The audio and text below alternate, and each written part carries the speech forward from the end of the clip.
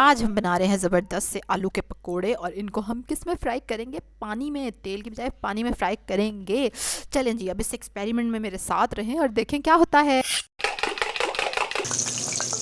अस्सलाम वालेकुम, welcome to my channel. 1 cup आलू चाहिए कद्दूकश किए हुए, 1 कप गंदम का आटा, 1 अंडा और एक चीज़ रहेगी, हाँ जी, ये है नमक। ठीक है, नमक और काली मिर्च हस्बे जायका, जैसी जैसी आपको पसंद हो।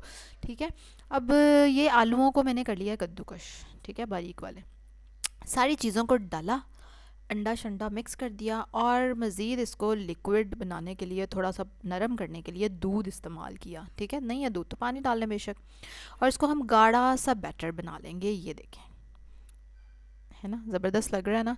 ये एक्चुअली मैंने एक वेबसाइट पे देखी थी रेसिपी और मुझे काफ़ी अट्रैक्टिव लगी ना। पानी को जो उबाल लिया है, अच्छा डोंट माइंड कि मेरा बेटा दरमियान में बोल रहा है। पानी उबल रहा है और उसमें मैंने पकोड़े डालने शुरू कर दिए हैं। रेसिपी के मुताबिक ये था कि जब पकोड़े पैंदे में चले जाएंगे, जब डालेंगे और जब ऊपर तैरने लग जाएं, तो इसका मतलब है कि वो गल गए हैं, दे आर डन, और उनको निकाल लीजिए। हैं, ये झाग कहाँ से आ गई ऊपर? पीछे हो जा झाग, पकोड़ों को तो नज़र आने दें। अच्छा, क्योंकि फर्स्ट टाइम था तो मुझे इतना आइडिया नहीं था। मैंने कहा पता नहीं झाग क्यों ऊपर आ रही है इतनी, और झाग देखे पीछे होने का नाम ही नहीं ले रही। खैर, मैंने आँच थोड़ी हल्की कर दी ताकि मुझे पकोड़ों की शक्ल तो नज़र आए, पता तो चले कि पकोड़े तैर रहे हैं कि नहीं। चलें जी। हाँ, वेरी गुड, पकोड़े तो तैरना शुरू हो गए हैं, लेकिन इतनी जल्दी ये गल तो नहीं गए होंगे ना, क्योंकि आटा है, खैर से गंदम का आटा वो भी। और फिर मैंने सोचा कि इसको ज़रा चेक करके देखना चाहिए, है ना, कि गले हैं कि नहीं, क्योंकि रेसिपी के मुताबिक तो सारे पकोड़े तैर रहे हैं, बल्कि उछल कूद कर रहे हैं काफ़ी। तो इसलिए इसको ट्राई करना चाहिए। चलें भाई, अब इसको चेक करना चाहिए। वैसे तो गंदम का आटा इतनी जल्दी नहीं गलता, और ये तो बहुत बड़ा पकोड़ा है। ठहरो, कोई छोटा सा निकाल के चेक करते हैं। हाँ, इसको ट्राई करते हैं। ठीक है, और अब मैंने आँच थोड़ी हल्की कर दी क्योंकि मुझे लग रहा था कि इसको भी पकना चाहिए। कोई बात नहीं, तैर रहे हैं, लेकिन आटा इतनी जल्दी नहीं गल जाएगा। अच्छा, ये पकोड़ा निकाला है मैंने, देखने में तो ये वैसा ही लग रहा है जैसे उस पिक्चर में था। नहीं मेरा बेटा, 1 मिनट। लेकिन खैर चलो, इसको चख के देखते हैं। और चखने का फ़िलहाल हौसला नहीं पड़ रहा मेरा। खैर, इस पकोड़े के मैंने छोटे छोटे हिस्से कर लिए हैं और एक छोटा सा पीस चख कर देखा है, और कोई ख़ास नहीं लग रहा, बिल्कुल भी मज़े का नहीं लग रहा, बल्कि और आटा भी कच्चा है। इसका मतलब है कि काफ़ी देर पकाने के बाद भी वो नहीं गला। खैर, अब इतना ज़्यादा बैटर ज़ाया थोड़ी करना था, मैंने सोचा चलो ऑयल में फ्राई करके चेक करते हैं। और ऑयल में जब फ्राई किए तो ये देखें, अब ये लालो लाल तो काफ़ी हो गए, बल्कि काले भी हो गए, बेचारे जलना ही शुरू हो गए थे।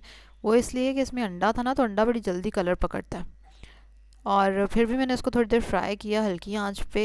अंदर से ये अभी भी कच्चा है आटा, आटा, और कच्चा आटा तो खाया नहीं जाता ना।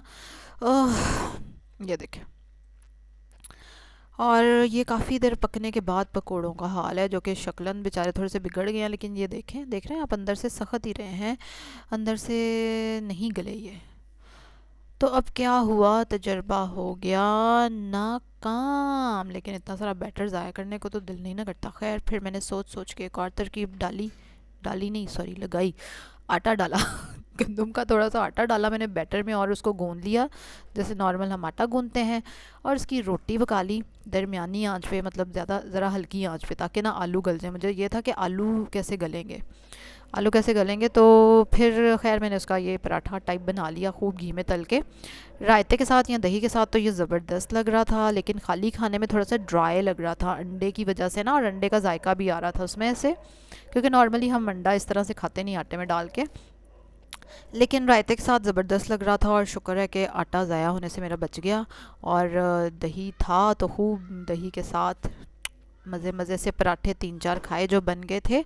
तो ये रहा एक्सपेरिमेंट। खैर, मुझे ज़्यादा अट्रैक्ट इस रेसिपी में पानी ने किया था, मैंने एक्चुअली फ़र्स्ट टाइम ही देखा था, लेकिन चलो खैर, अब जब मैं ये थोड़ा सा भूल जाऊंगी तो फिर मैं दोबारा ट्राई करूंगी बेसन के साथ, या मुझे लग रहा है गंदम के आटे की जगह शायद मैदा होता तो टेस्ट वाइज थोड़ा सा बेहतर होता। गलने के बारे में मुझे नहीं पता कि वो गलता कि ना।